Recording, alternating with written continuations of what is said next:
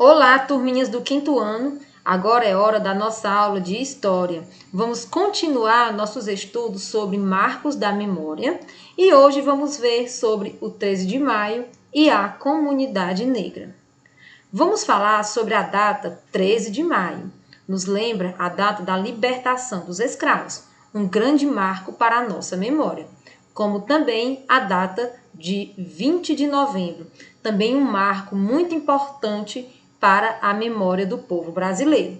Vamos iniciar falando sobre o 13 de maio, que tem uma grande importância no Brasil, pois foi nessa data, em 1888, que foi assinada a Lei Áurea, assinada pela princesa Isabel, que aboliu a escravidão aqui no Brasil.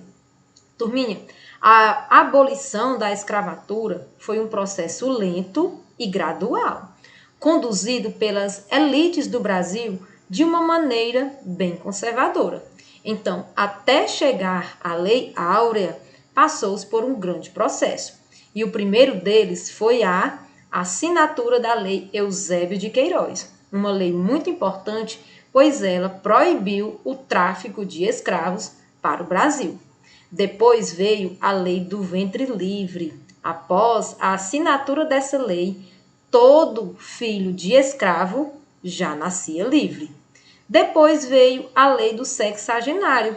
Esta lei estabeleceu liberdade para todo escravo que completasse 60 anos, até chegar na data 13 de maio de 1888, que foi assinada a Lei Áurea, libertando todos os escravos da escravidão. Então, os negros libertos não receberam nenhum tipo de auxílio para a sua integração na sociedade brasileira.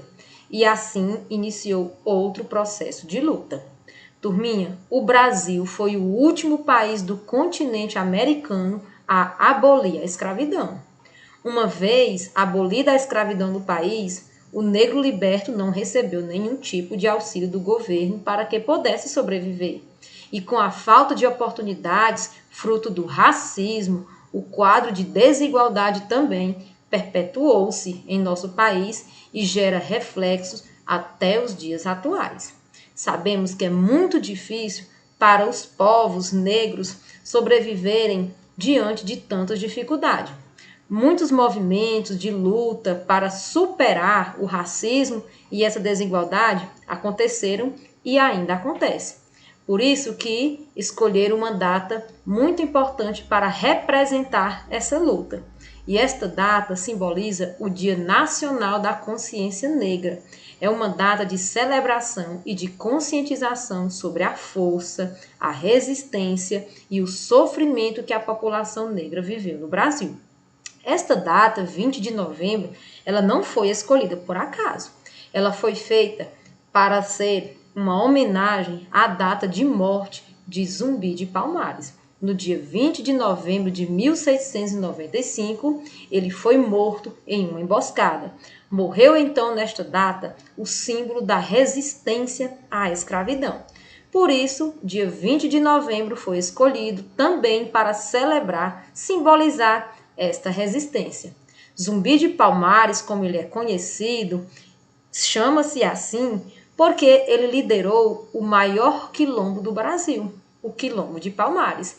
E vale ressaltar, se você não lembra, vai lembrar agora o que significam quilombos. Comunidades que abrigavam escravos fugitivos, foragidos, melhor dizendo.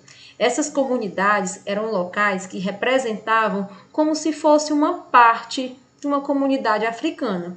Lá, além deles se sentirem mais seguros, eles poderiam vivenciar a sua cultura, que era então proibida nas fazendas onde eles moravam.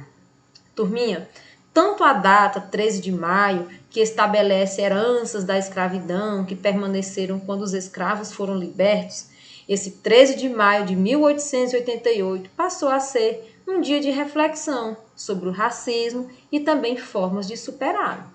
E o dia 20 de novembro foi escolhido para representar o Dia Nacional da Consciência Negra, por conta da importância da figura de Zumbi dos Palmares, na luta e resistência contra a escravidão de povos de origem africana.